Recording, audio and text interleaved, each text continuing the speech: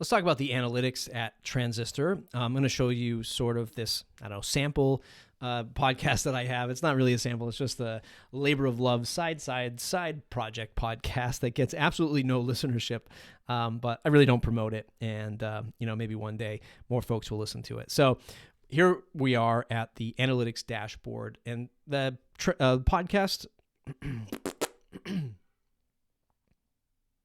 Let's talk about analytics at Transistor. I'm going to show you this sort of side project podcast that I do, which gets absolutely no listeners, but I also don't promote it or market it all that much. Just to give you an overview of how Transistor works when it comes to looking at your podcast analytics. I'll break down each section for you to help you understand it and why it might be useful to you. Okay, so we're at the analytics dashboard inside my Transistor account. I'm just starting with this left-hand box here, average downloads per episode, basically giving you this very self-explanatory 70, 30, 60, and 90-day view of your podcast. And it's a good way to see, well, all the numbers are 5 in this case, but generally what you would see is a nice healthy jump at the first 7 days. That's going to tell you about your most engaged listeners to all the way to the first 90-day average to give you a sense of the size audience you have and where they're downloading your podcast. This is all information that's great to help you understand what's working in your show and maybe what's not. And then, of course, podcast sponsors or advertisers might want to know that as well. Transistor gives you this sort of guess at how many subscribers you have. This is largely me, maybe one other person in my community that listens to this. So it's our best guess at your subscriber count over time. And I'd say that this is pretty spot on for the amount of effort I put into this podcast. It's going to give you that number. It's going to be the best guess because RSS and just the amount of different apps and places that people can listen to this stuff is all over the place. It's just a guess based on probably some unique algorithm that you can ask Transistor about.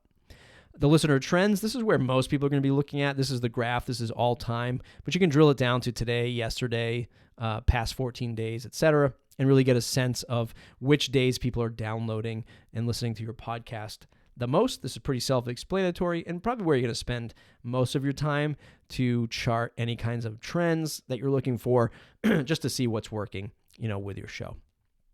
You can look at an episode breakdown list, which is going to tell you per episode where these downloads are coming in the first 30 days, or you can adjust it based on a particular time range. So if we went past 7 days, you could see that as well. The cool thing is all of this stuff is exportable if you want to bring this into a Google spreadsheet or something like that to go along with any other maybe marketing reporting that you're doing.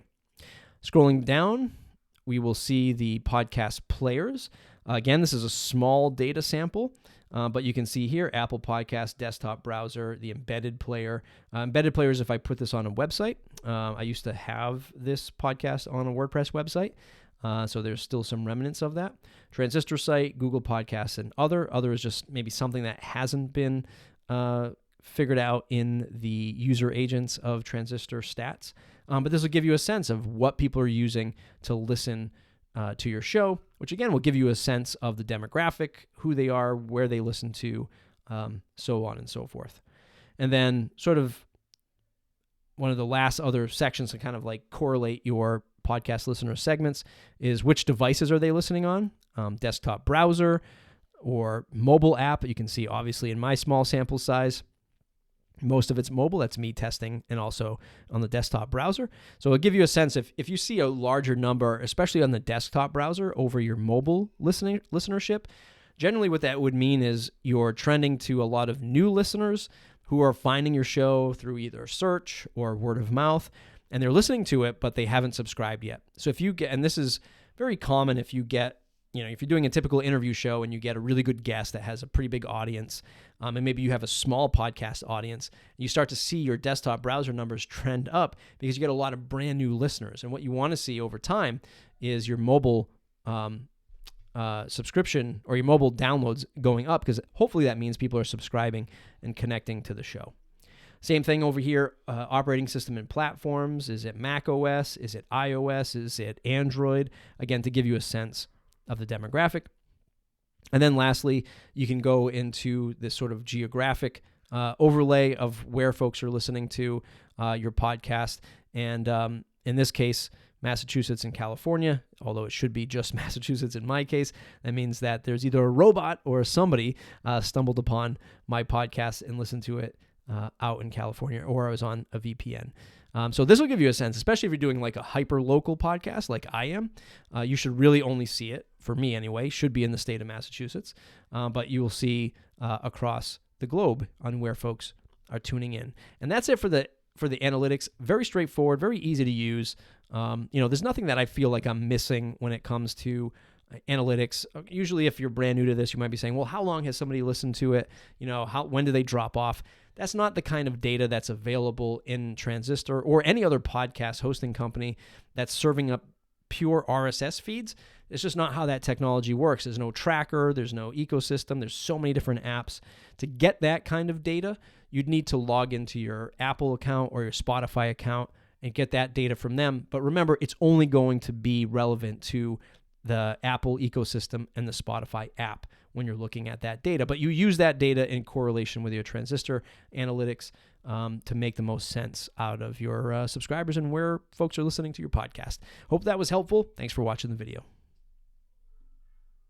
If you like what you saw in today's video and you want to sign up with Transistor or test it out in the 14-day free trial, go ahead and use the link in the description. If you end up signing up, it helps me earn a little bit, enough to buy a cup of coffee to help support the channel and to help support the podcast setup at thepodcastsetup.com. It's a weekly newsletter for podcasters to discover other podcasters and check out their podcast setup, what microphones they're using, what software they're using, and to learn a little bit more about them as a podcaster, why they started their podcast. You too can sign up and get interviewed for free. Go to the podcast setup and check out the links there. It's free promotion. It's a great way to learn and discover from other podcasters, but to also get your podcast in front of a new audience. Check it out. Free newsletter every week, thepodcastsetup.com.